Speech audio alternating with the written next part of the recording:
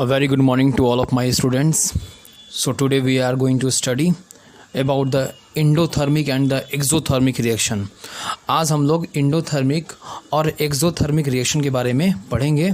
ये कुछ टॉपिक था जो आपका छूट गया था इसके पहले वाले क्लास में, तो हम इसको आज समझने की कोशिश करेंगे. So let's start with what exothermic reaction. What exothermic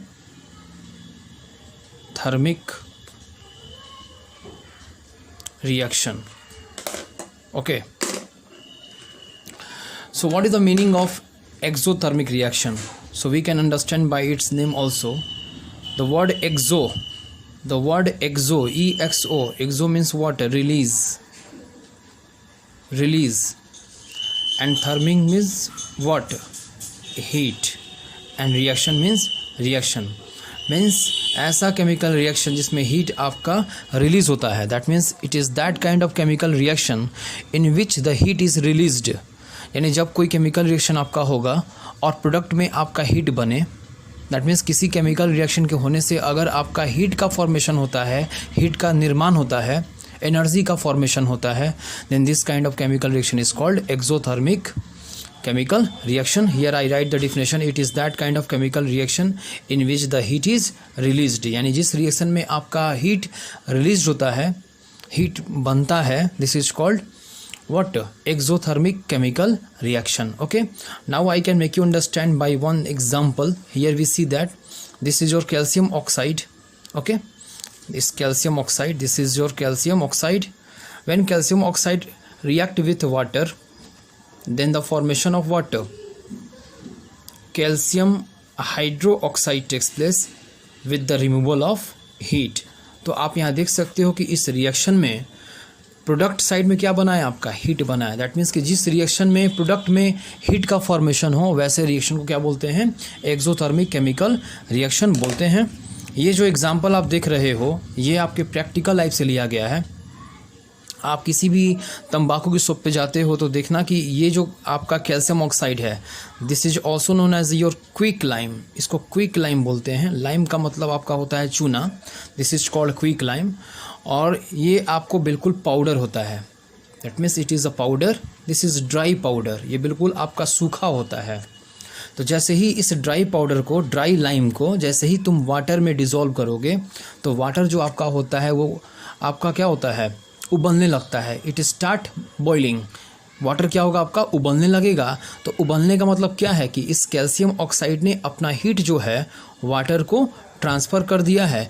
and that's why after the reaction the formation of the heat takes place. इस बात को हमेशा याद रखिएगा. Quick lime means calcium oxide and its chemical name is calcium oxide. Okay, तो calcium oxide also known as a quick lime. And when quick lime react with water, then the formation of water, calcium hydroxide. आपको पता है किसी भी reaction के last में अगर OH होता है, so this is your calcium hydroxide. Okay, and this calcium hydroxide is also known as slaked lime. SALAKET, slaked lime. तो when quick lime react with water, then the formation of the slaked lime takes place. इसको हम लोग हिंदी में बुझा हुआ चूना ही बोलते हैं, जिसका यूज़ तंबाकू या खैनी खाने वाले लोग या पान खाने वाले लोग चूना जो यूज़ करते हैं वो आपका यही चूना है. This is not calcium oxide. यानी जो चूना लोग पान में खाता है लोग या जो चूना तंबाकू में लोग यूज़ करता है लोग, this is your सैलिकेट lime.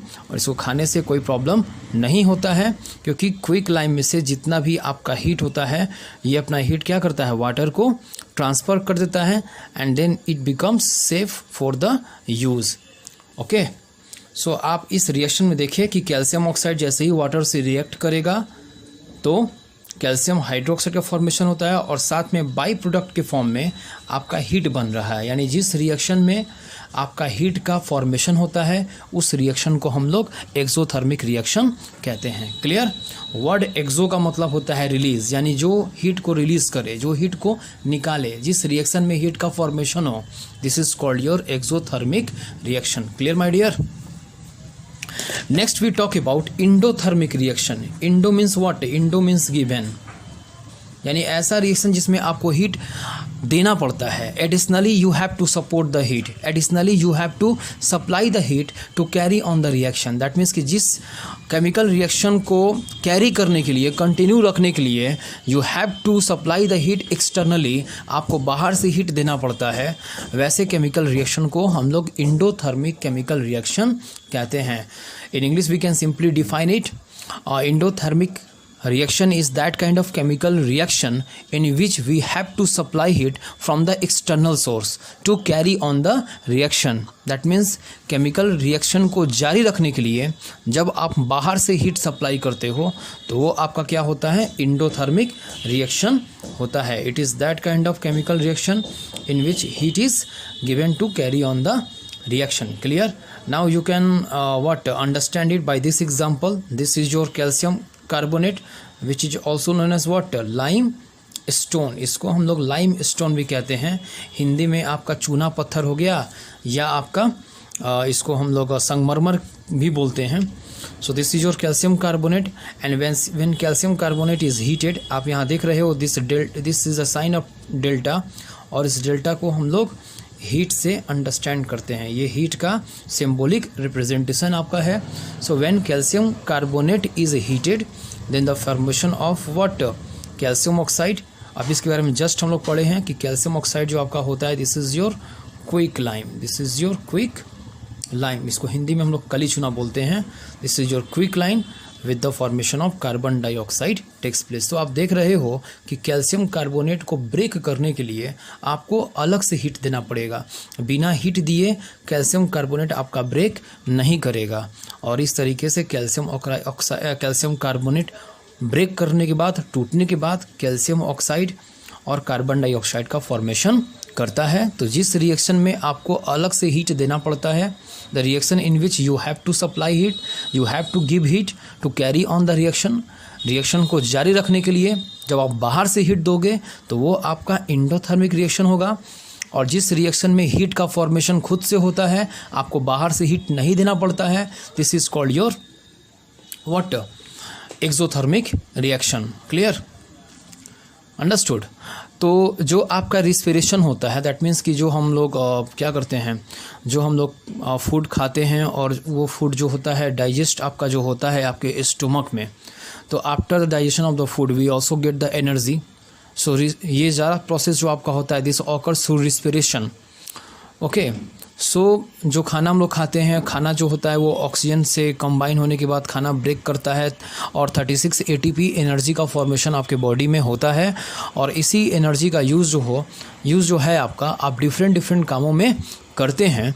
So the digestion of food is also the example of the exothermic reaction, क्योंकि इसमें भी आपका एनर्जी का फॉर्मेशन होता है, एनर्जी का निर्माण होता है। यानी जिस रिएक्शन में एनर्जी का फॉर्मेशन होगा, दिस इज योर एक्सोथर्मिक। जिस रिएक्शन में एनर्जी का फॉर्मेशन नहीं होगा वो आपका होता है endothermic. Okay, that's it, thank you. और इसी के साथ आपका केमिस्ट्री फर्स्ट टॉपिक जो है वो फिनिश होता है। आप सभी स्टूडेंट्स से को ये इन्फॉर्म करना है, दैट मीन्स कि it is inform to all the students to what makes notes and makes also all the questions, either it is in text or text of chapter 1 in your fair copy. Thank you.